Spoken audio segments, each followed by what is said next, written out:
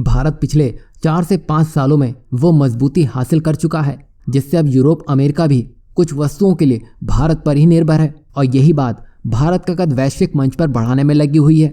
आप जानते ही होंगे भारत जेनेरिक दवाइयों के एक्सपोर्ट के मामले में अपनी मजबूत पकड़ बनाए हुए है।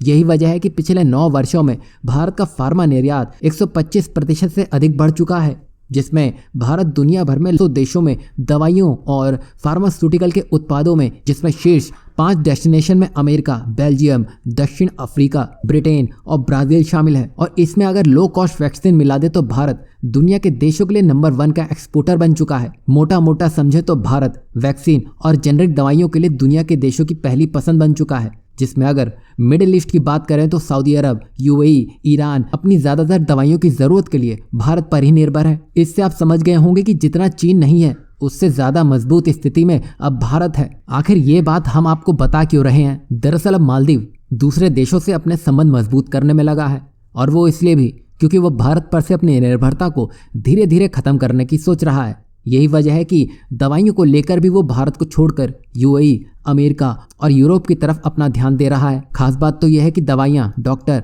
और नर्सेस को लेकर आप यूं समझिए कि मालदीव के लिए भारत ही सब कुछ था, लेकिन मोहम्मद मोइज़ू की अकड़ ये सब कुछ बदलने जा रही है। तो अब वो दवाइयों के लिए यूएई, अमेरिका, यूरोप की तरफ देख रहा है, लेकिन अब वो भारत से दवाइयाँ नहीं लेगा।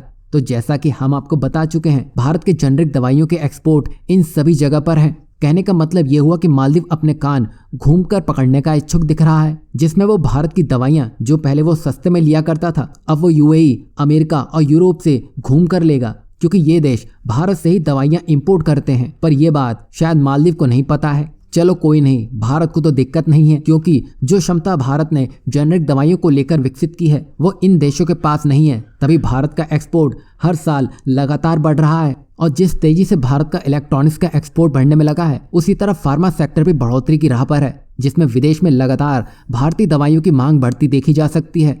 इससे आप पूरी बात समझ गए होंगे। मालदीव भारत से तो पीछा छुड़ाना चाहता है, पर वो ऐसा कर नहीं सकता है, और अगर ऐसा वो कर भी लेता है तो वो इसे ढो नहीं सकेगा। वहीं जिस तरह भारतीयों ने जो बॉयकॉट मुहिम शुरू की है, उसके नतीजे आने वाले 3 से 4 महीनों में आपको दिखने भी लगेंगे। तब भारत सामने होगा और मालदीव उसके घुटनों पर होगा।